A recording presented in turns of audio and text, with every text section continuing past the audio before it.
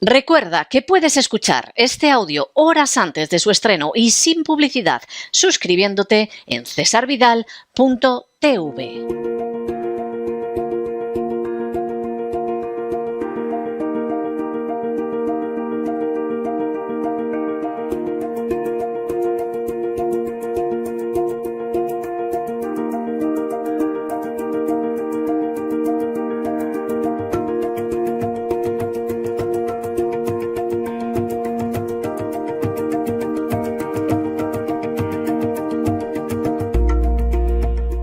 La Psicoteca, con Miguel Ángel Alcarria.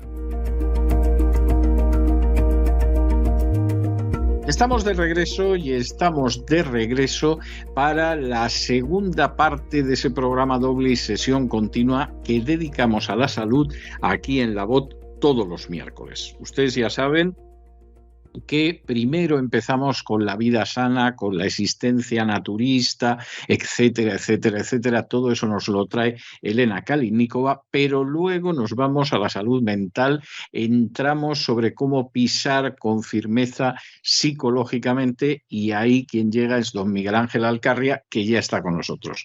Don Miguel Ángel, muy buenas noches. ¿Por dónde vamos a ir hoy? Muy buenas noches, don César. El 17 de agosto de 2017, España se sumó a la lista de países de Europa Occidental que han sufrido ataques yihadistas vinculados al ISIS, al Estado Islámico.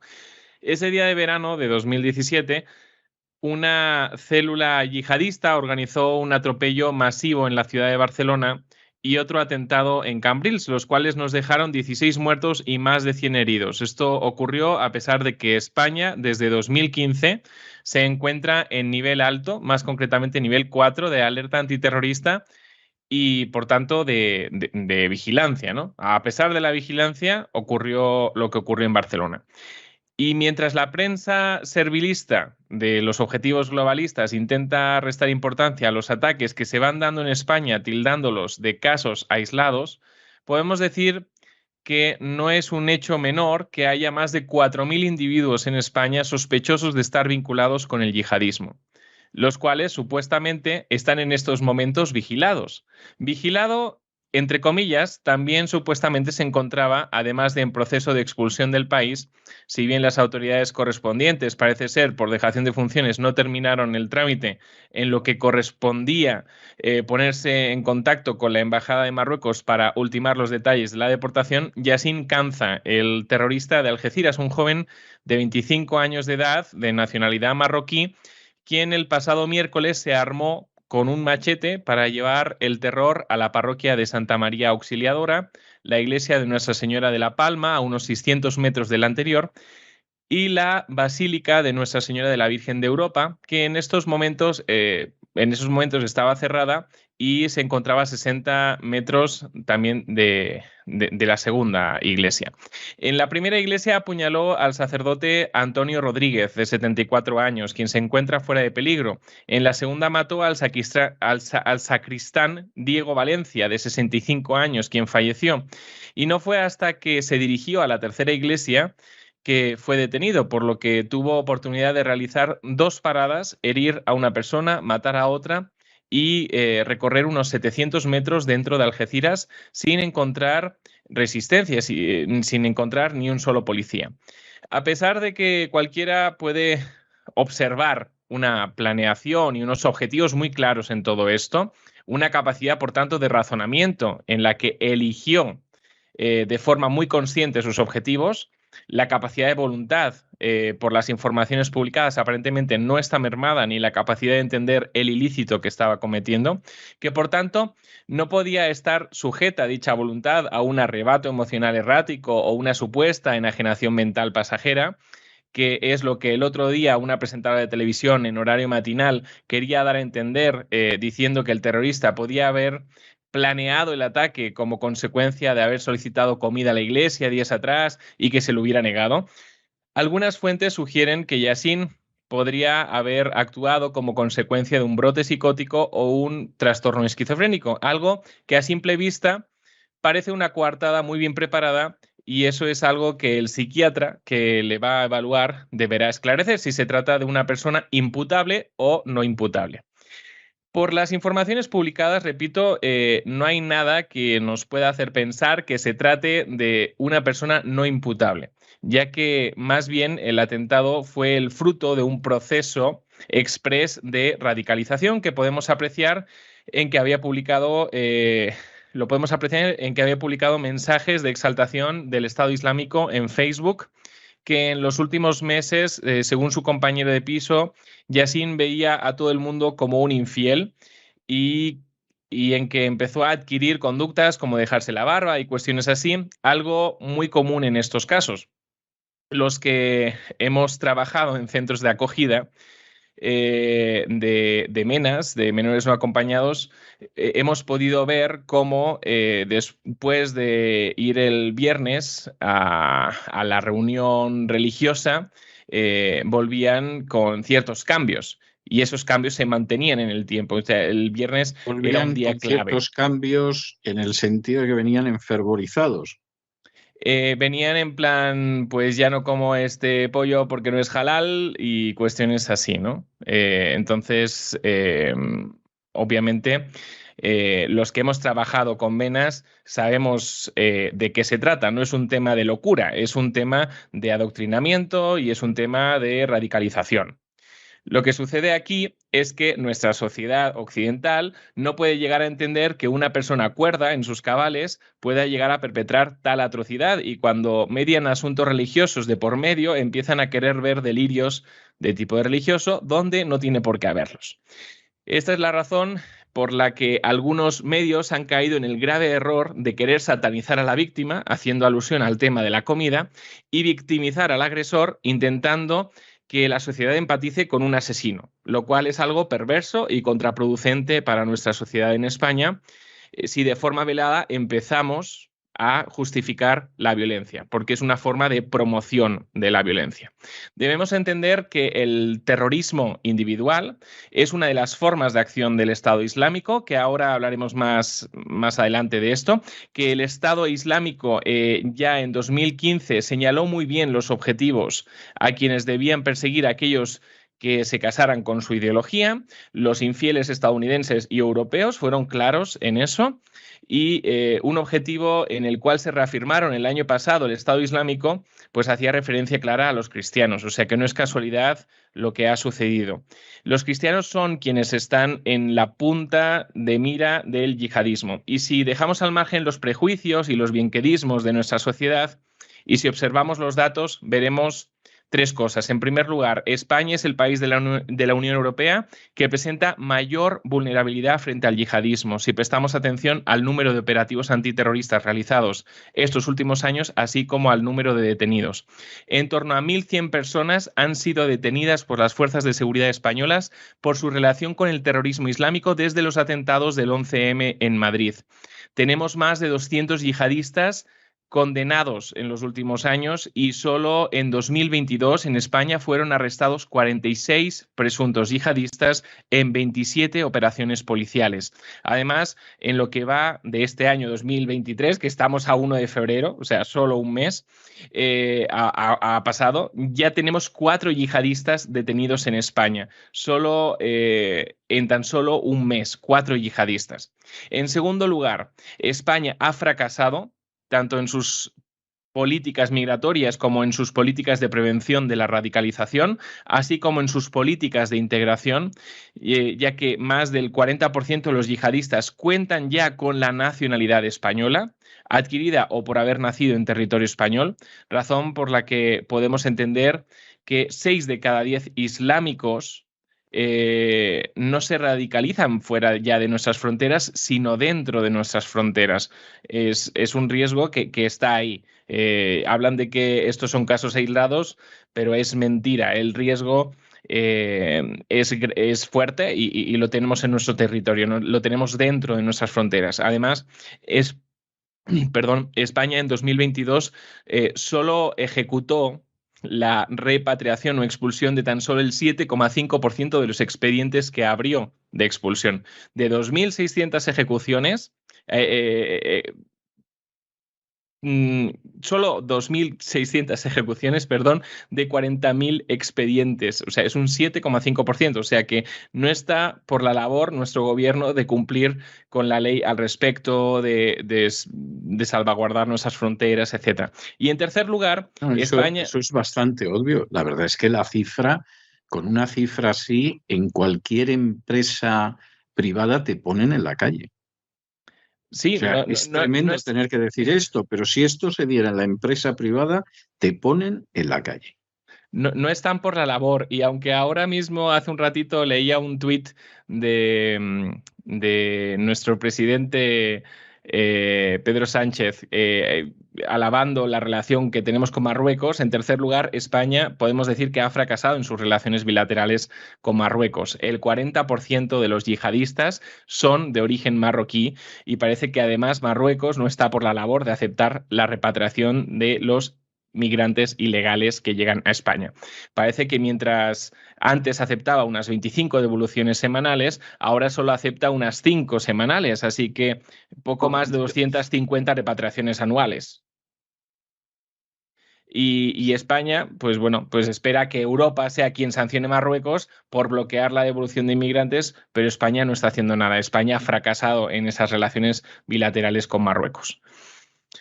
Obviamente, no todos los inmigrantes ilegales son yihadistas, ni son susceptibles de ser radicalizados por el yihadismo. Sin embargo, sí podemos decir que la población joven que ha inmigrado de forma ilegal y que se encuentra sin familia, se encuentra sin arraigo en nuestro territorio, sí es susceptible de ser captada por el sistema yihadista. Por lo que hoy vamos a hablar cuál es el perfil criminal del terrorista yihadista en España. Bueno, en su mayoría se trata de hombres, en un 90% de los casos. O sea que buscando solo hombres, ya tenemos el 90% de los casos de terrorismo yihadista.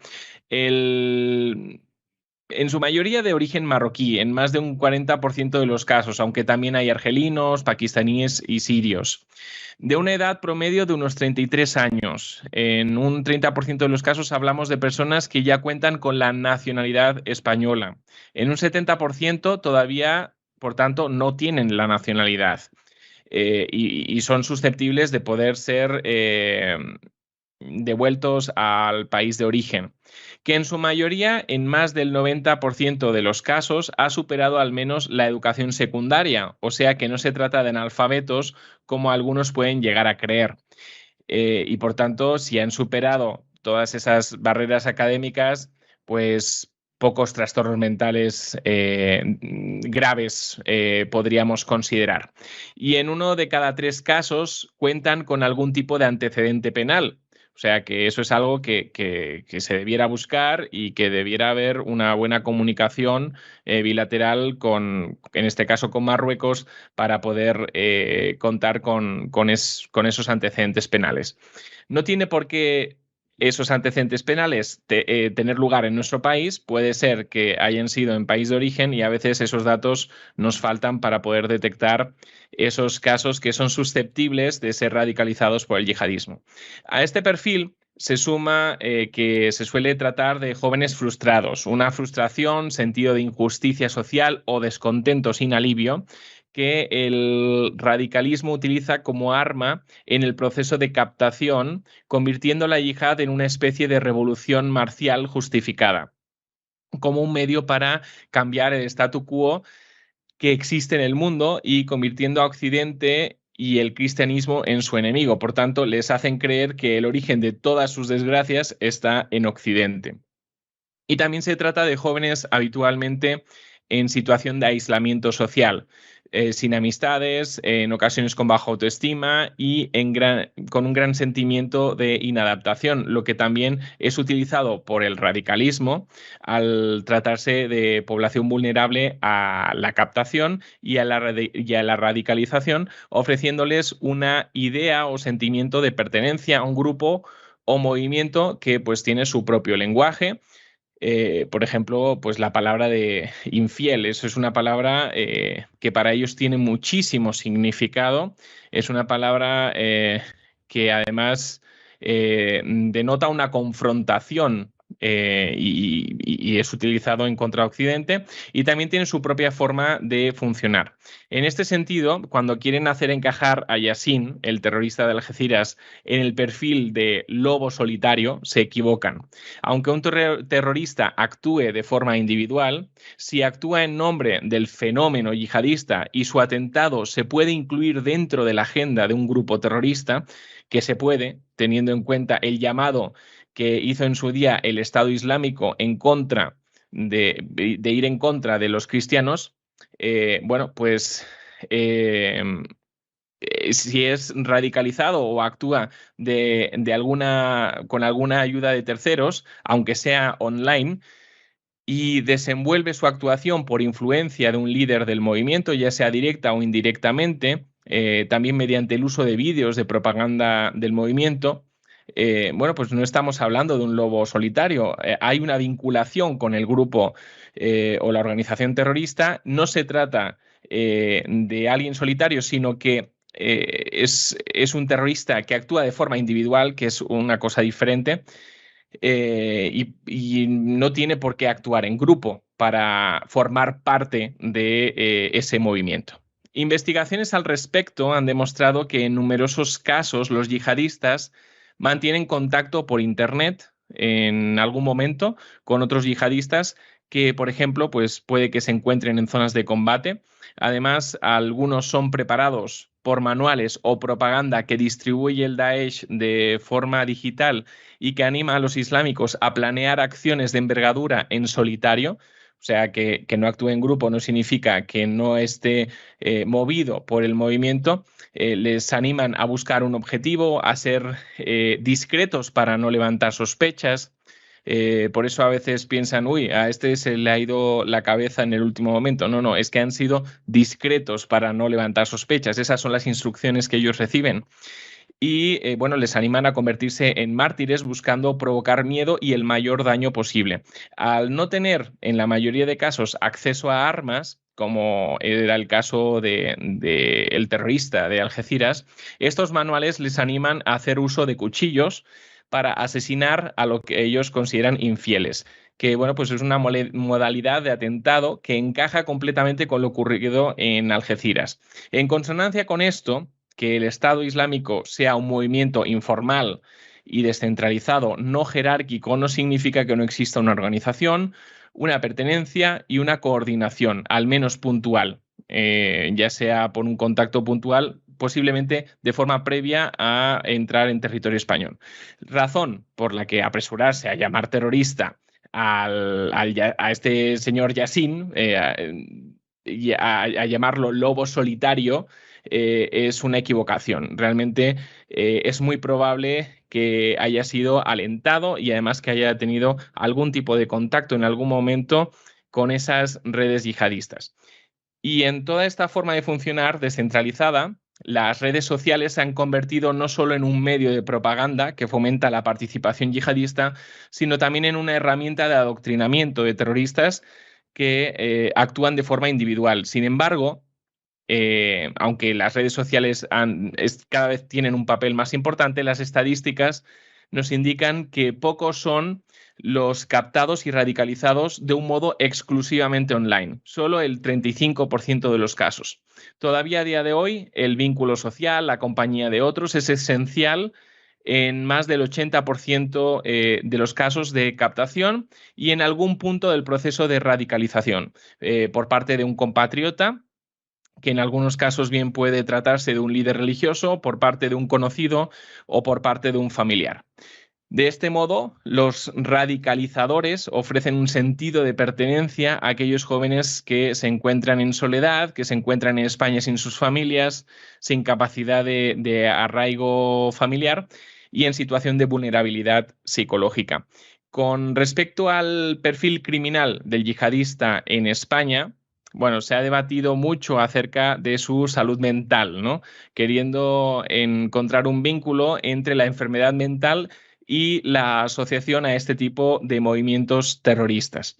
Acabamos de hablar acerca del estado de vulnerabilidad psicológica de este tipo de personas que son captadas por el Estado Islámico. Sin embargo, dicha vulnerabilidad no implica enfermedad mental. Los metaanálisis, las revisiones científicas, estadísticas que han revisado esta cuestión confirman que se trata de personas completamente normales, un grupo en el que la prevalencia de psicopatología es la misma que en población general. De este modo, ningún problema psicológico puede explicar la radicalización violenta o el fanatismo de algunos islámicos. Lo que sí explica que puedan llegar a realizar este tipo de acciones y ataques es que en el proceso de radicalización llega un momento en el que la persona asume la violencia como necesaria para la causa. Y aquellos que actúan como radicalizadores se encargan tanto de adoctrinarlos en este sentido como de aislarlos a estos jóvenes para que asuman esta idea y no puedan entrar en contacto, no puedan ser expuestos a cualquier otra forma de pensar que pueda neutralizar este tipo de ideas radicales. Algo similar a lo que sucede en una secta, solo que en este caso, pues muchas veces intentan aparentar una cierta normalidad para no llamar la atención en sus círculos cercanos o para no llamar la atención de las fuerzas de seguridad del Estado. Con respecto al caso de Yassin, abro paréntesis, solo para realizar una anotación con respecto al tema de la salud mental de los yihadistas. Algún medio ha hecho referencia al gran nivel de desorden que había en el piso Ocupa en el que Yassin vivía, intentando vincular esto con algún tema de salud mental. Sin embargo, bueno, si el desorden dentro de un piso es un problema de salud mental, a mí el día menos pensado bajan de una ambulancia enfrente de mi casa unos señores con bata blanca y me ponen una camisa de fuerza. No, sí, supongo que piensan o lo vinculan con el tema del síndrome de Diógenes o algo parecido. Pero bueno, esto es un absurdo, ya que intervienen también cuestiones de tipo cultural, que obviamente son diferentes estas cuestiones a las nuestras. Entonces, ver el fenómeno o desde nuestra perspectiva occidental, pues claro, pues los ven a todos como si estuvieran locos y no es el caso, ¿no? Como ya hemos dicho, los metaanálisis indican que el nivel de salud mental que hay en población yihadista es el mismo que hay en población general. Por tanto, asumir la violencia como necesaria para la causa es el punto clave de la radicalización, razón por la que solo la integración real que asuman la cultura occidental puede actuar como elemento disuasorio de la radicalización. Un reto difícil de asumir, ya que la tendencia natural de cualquier persona que viaja, cambia de país, pues es buscar el vínculo, es buscar un sentido de pertenencia y sobre todo lo encuentran en un primer momento entre los suyos, ¿no? Entre las personas que han venido desde ese mismo país o que se encuentran en situaciones similares. Entonces son con los que comparten ese vínculo cultural. Sin embargo, la integración debería ser un requisito necesario para la naturalización o nacionalización de cualquier extranjero, algo que no se puede evaluar con examen de conocimientos socioculturales elaborado por el Instituto Cervantes, que es lo que ahora mismo tenemos dentro de nuestro proceso de adquisición, ¿no? de la naturalización o del arraigo nacional. Tener nociones de ciertas cuestiones, por tanto, sociales y culturales de nuestro país no implica que estos asuman esas cuestiones culturales o sociales como propias, que es de lo que se trata, que es pues evaluar realmente la integración y el arraigo, ¿no? Llegados a este punto, pues nuestra audiencia pensará, ¿y qué podemos hacer en nuestro país para prevenir este tipo de actos violentos? Algunas cosas se pueden hacer y otras ya estamos muy limitados, porque ya hemos visto, hay un alto porcentaje de personas que además ya cuentan con nacionalidad.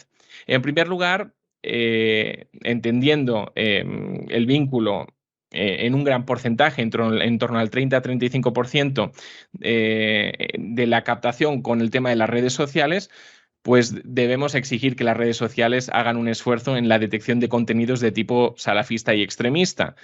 Lo han hecho, han demostrado su gran poder en la censura de cosas que no tenían que censurar, ¿no? Y en cambio esto, pues parece ser que no están haciendo ese esfuerzo. Más de un 35% de los casos se radicaliza por Internet, por redes sociales, y por tanto pues pueden ser detectados por este medio y además se puede prevenir su radicalización censurando ese tipo de contenidos. En segundo lugar, y con el objetivo de prevenir esta radicalización online, implementar un sistema de control e identificación de quienes se conectan en los cibers y, por tanto, en estos momentos se conecta de forma anónima a la red, ya que no son propietarios de la conexión.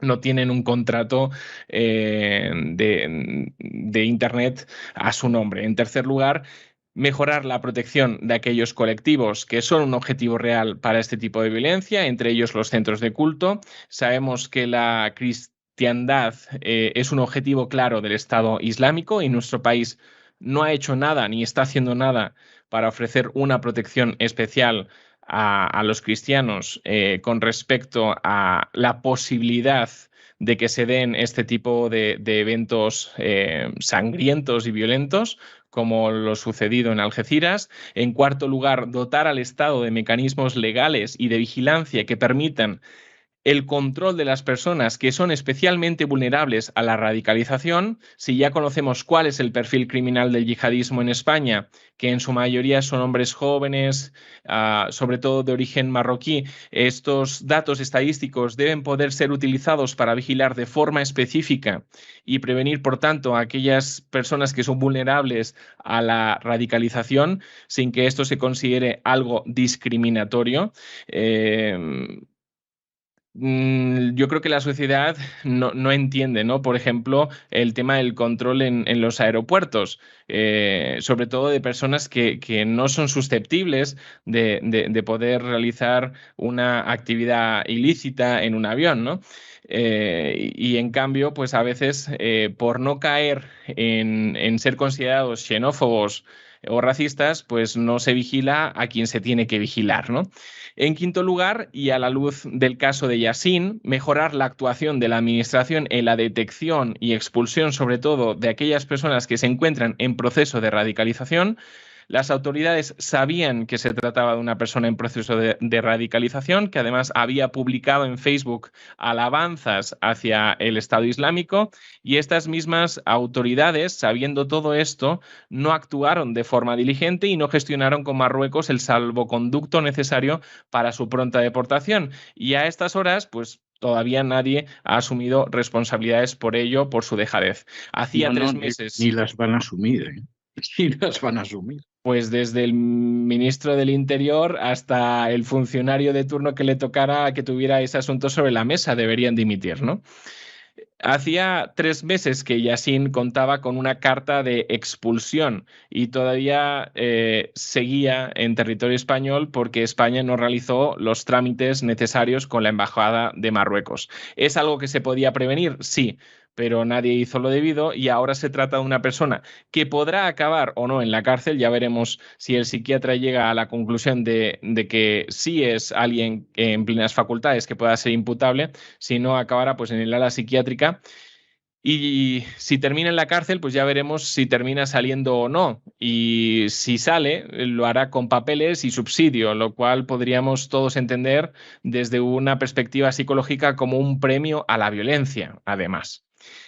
Y en sexto lugar, aunque es algo difícil por motivos ya expuestos, es necesario que se implementen medidas que fomenten la integración social real, la asunción de nuestros valores culturales, valores sí occidentales, pero bueno, valores que difícilmente también podemos compartir como sociedad cuando estos mismos pues están en decadencia. ¿Cómo podemos compartir el valor de la vida si ni siquiera defendemos este valor ya en Occidente, ¿no? Por ejemplo, es por tanto, como decíamos, una tarea ardua y difícil en el estado en el que nos encontramos como sociedad. Llegados a este punto y mostrando nuestras condolencias a las personas cercanas a Diego Valencia y a los feligreses, pues que habrán visto que su párroco ha muerto en circunstancias terribles. Una vez habiéndonos adentrado en el perfil criminal del terrorista yihadista, que bien pudiéramos haber hablado acerca del fundamento ideológico y religioso que sustenta el yihadismo, pero eso nos habría situado fuera de la sección de la psicoteca. Solo queda emplazar, don César, a nuestra audiencia la semana que viene, Dios mediante, a seguirnos con otro tema también interesante en la psicoteca. Pues muchísimas gracias, don Miguel Ángel. Y yo le voy a dejar hoy con una canción de Adamo, que sonaba mucho cuando yo era niño. Usted, vamos, yo creo que no había nacido todavía, que era una canción que se llamaba Inshallah, donde hacía la reflexión sobre el hecho de ese mundo de violencia que no conoce paz, donde efectivamente se derrama sangre y, sin embargo, él expresaba el deseo, inshallah, ojalá, que decimos en español, de que en algún momento esa situación pudiera cambiar. Le dejo con Adamo y el inshallah y hasta la semana que viene, Dios mediante. Hasta la semana que viene. Y con estos compases del inshallah cantado por Adamo hemos llegado al final de nuestra singladura de hoy del programa La Voz. Esperamos que lo hayan pasado bien, que se hayan entretenido, que hayan incluso aprendido una o dos cosillas útiles. Y los emplazamos para mañana, Dios mediante, en el mismo lugar y a la misma hora. Y como siempre, nos despedimos con una despedida sureña. God bless you. Que Dios los bendiga. El programa La Voz es una producción de Artorias Incorporated y al amparo del derecho a la libertad de expresión no se hace responsable de las opiniones vertidas en el curso